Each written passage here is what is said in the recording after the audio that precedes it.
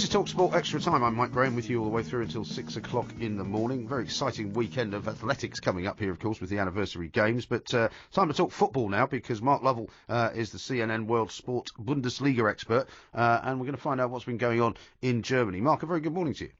Hi, Mike. How are you doing?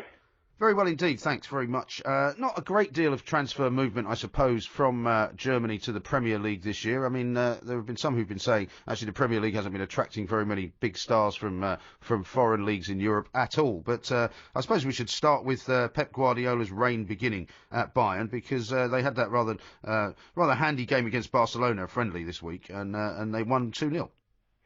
Yeah, convincing victory. It was only 2-0, but this was a special gift for the president, Uli Hoeneß, the Uli Hoeneß Cup, who's under investigation, actually, for tax fraud, but it was a nice present for him.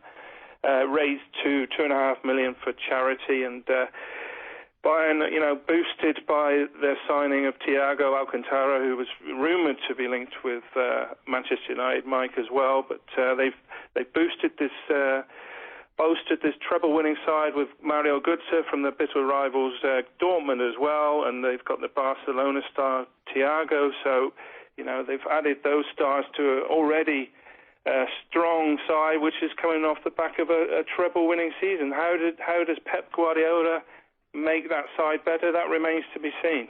Yeah, it's going to be very interesting, isn't it? And what about how Pep Guardiola was around all the Barcelona players? I mean, I don't know whether Tito Vilanova was able to be there. Obviously, he's stepped down now, and they've got a new coach coming in. But how was Pep Guardiola kind of in terms of the way he was just acting around the Barcelona players?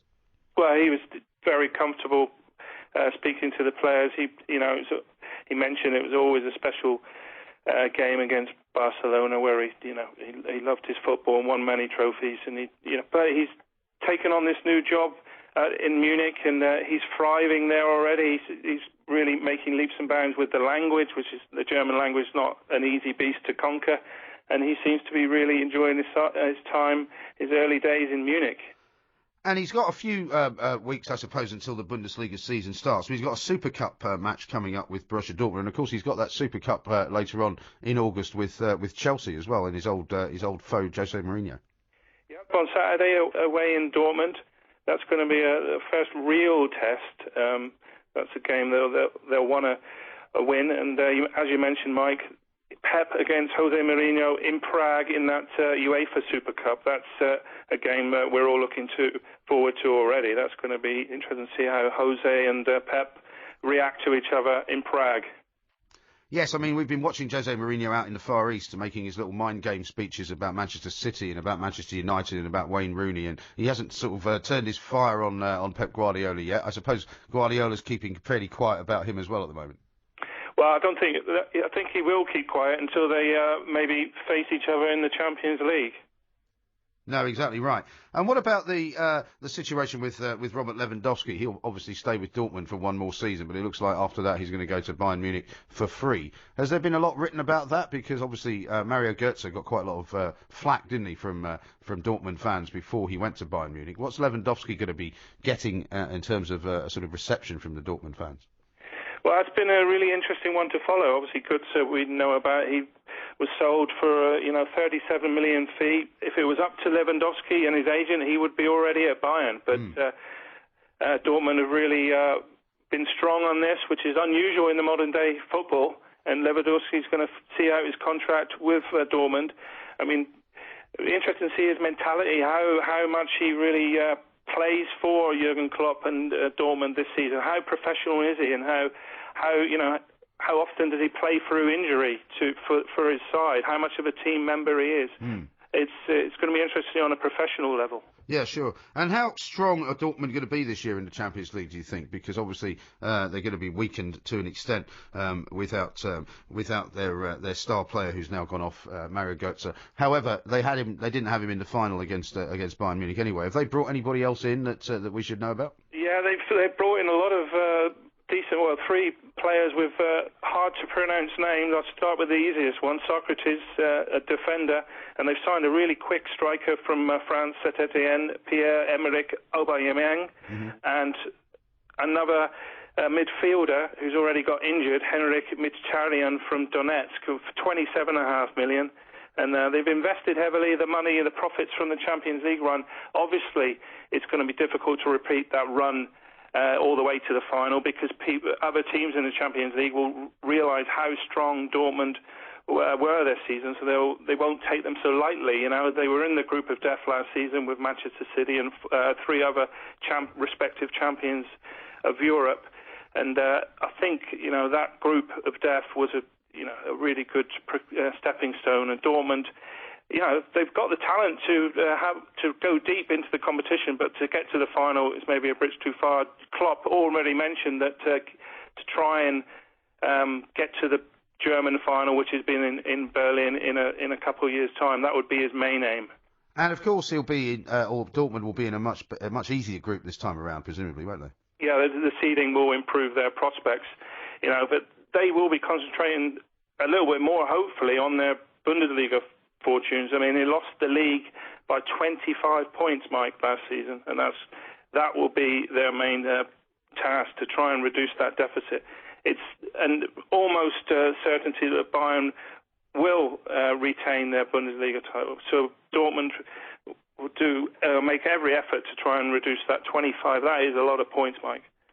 It really is, yeah. And what about Bayern? I mean, have they pretty much finished whatever purchasing they were going to be doing over the summer season? Are there any other targets that they're looking at? I think their books are closed, Mike. They've already added goods, so that was done in April.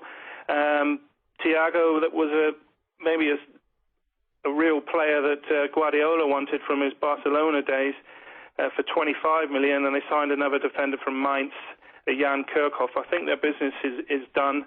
They've offloaded Mario Gomez to Florence, got decent money for him. Timotchuk's gone back to St. Petersburg.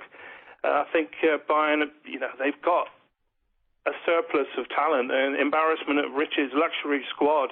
You know, you've got Ribéry, Robben, Müller, Schweinsteiger, Martinez, Thiago added, Götze, Kroos, Mandzukic, and they'll all be vying for 3 or 4 spots in the front in a Bayern shirt. It's going to be interesting. That's Guardiola's biggest issue, is trying to keep all these players happy, which Jupp Heynckes did really well last season on 3 fronts. He kept everyone happy. Gomez was happy to pick up the odd appearance here and there, and he stayed quiet. Is that going to be the case this season? That's going to be Guardiola's biggest challenge. Yeah, that's going to be the issue with what teams he's actually going to be putting out there, but they are obviously going to be very strong. I understand there's another story knocking around that maybe Shinji Kagawa's talking about making his way back to Dortmund at some point, presumably not in the next year or so, but at some point. Well, he's been quoted on Japanese TV that he will go back to Dortmund one day, which is positive news for Dortmund fans. He's loved there, the Japanese midfielder. He didn't quite break through at Manchester United. The second season is going to be, his opportunity. He's got a lot of talent, the Japanese player, and I expect him to stay at Manchester United and break through and obviously create more goals for Robin van Persie. And the only other player that's been kind of targeted, I suppose, and he's been targeted by Stoke City, who are away on their pre-season tour at the moment, is a player at Hannover 96, Mame Biram Diouf. But Hannover are saying that they're not willing to sell to Stoke. Yeah, the sports director of Hannover has come out in the press today, and he's saying that Mame Diouf, who you might remember from Manchester United, he's going to stay to the end of the season. So whether Mark Hughes will increase it, have to make an increased bid, that remains to be seen, to try and prize him away. And are there any German sort of newspaper pundits writing about sort of the Champions League? I know it's a little bit early, but about what the prospects are for some of the Premier League teams and the kind of strength that they're going to have this season? Oh, well, I think we'll wait for the draw, Mike, and see if there's any English teams in with the Germans. That's always a classic duel. We had Dortmund against Manchester City in the group last year. Arsenal played Bayern, of course. Arsenal, one of the few sides to beat Bayern in the Champions League. Bate Borisov, the mighty Belarus side, they were another. So we'll wait for the group draws, and then we can concentrate on the strengths or weaknesses of the English sides. That's Mark Lovell there from CNN World Sport. He's their Bundesliga expert, talking about some of the transfer news over in Germany. Loads more for us to do. We'll be talking to a correspondent